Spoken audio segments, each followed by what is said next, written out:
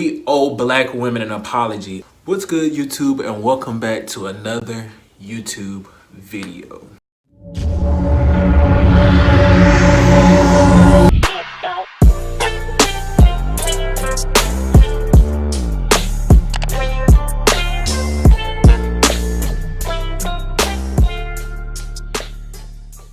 Guys, while I was editing this, I did realize that I was wearing the same hoodie I wore in my last video. Please don't judge me. This is my around the house hoodie.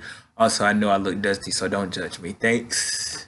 So you guys, before we get into this video, I know you guys are like, Lennon, why are you standing up? You ain't never stood up in none of your videos. It's 2019, new year, new me. Speaking of new year, I hope everybody had a wonderful new year. I definitely did. I don't feel no different.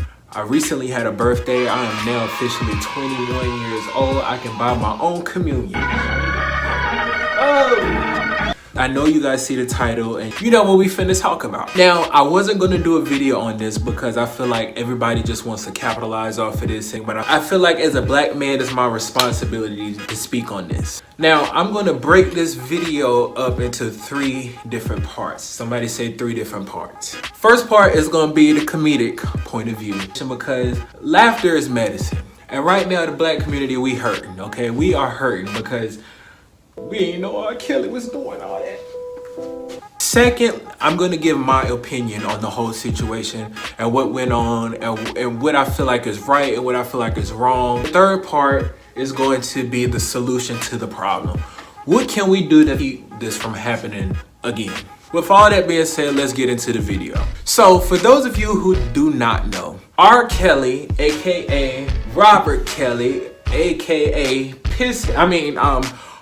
R&B singer, has been caught playing in the sandbox. He's been caught swimming in the kiddie pool. R.kelly has been caught having relations with minors. So basically, he's a pedophile. He likes fetuses and infants. He has completely divided the black community between the R.kelly supporters and the non-R.kelly supporters. Now, as black people, we know exactly how white people feel during the holidays. Okay, the family is completely split. With us, it's the R.kelly supporters and the non-R.kelly supporters. For the white people, it's the Democrats and the Republicans. Am I right about it? I know I'm right about it. Just to give you a little background before I get into my opinion, Lifetime came out with a whole documentary basically exposing R.kelly for having relations with minors and having a whole sex code. I'm not gonna go over it because I know you didn't heard it. Unless you've been living under a rock. Somebody say a rock. You know about this situation. Let's dive into my opinion. My opinion. In my opinion, R.kelly is a dog. R.kelly should be canceled. Nobody should ever support this man again, knowing what he has done. Now, with that being said, like any situation, there's always people who want to use what's going on for their self-benefit and their self-empowerment. Watching the documentary, you know, I feel like the younger girls definitely have a case. Personally, I believe the older women, it's a little fishy to me. But in my opinion, mostly speaking to the people who decide that they're still going to support him, if it's being questioned, there is room for concern. Room for concern.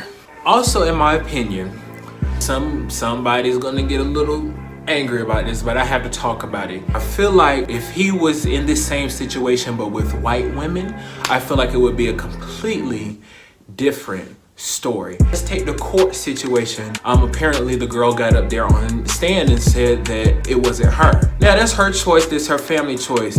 But here's what I have a problem. If it was a white girl who said, that's not me in that video, the entire government, everybody, there would be armed forces, there would be face scanning, there would be some of everything to find out who that girl was. If that ain't you, we gonna find who that is. They're gonna find who that little girl is in that video, and they're gonna get R.kelly and he's going down. But because it was a black girl, I feel like it was sort of like, okay, we owe black women an apology. As black men, as the whole world, in my opinion, black women don't get raped. They just get called fast-tailed little girls. For white women, it's rape. So when this happens, I feel like the whole world is just like, oh, they fast tail little girls. They just wanted a little money from R. Kelly. See you later. I have to apologize myself because even when I heard of these allegations 10 years ago, I was just like, stop. When I heard these allegations, I was just like, oh yeah, just little rumors. I'ma still step in the name of love. You know what I'm saying? We owe you guys an apology because we did not listen.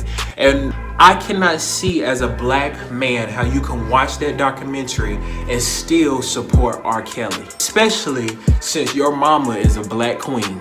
I don't see how you could support somebody like that, especially when his songs are basically telling on him. Now, some of the songs are a little hard to let go, but my thing is, if you truly felt that documentary, you truly watch all 6 episodes, you couldn't even stomach to listen to his voice again. And that's where I'm at right now. For those of you guys who are like, well, we been new, but the thing is, we didn't know to the extent in which he was doing it. I heard an old quote that says, when you know better, you do better. So for the last part of this video, this last part is to talk about a solution. Whenever there's a problem, there has to be a solution to the problem, or it's just gonna keep happening again. So, as a solution for this issue, I feel like issues like this always start at home.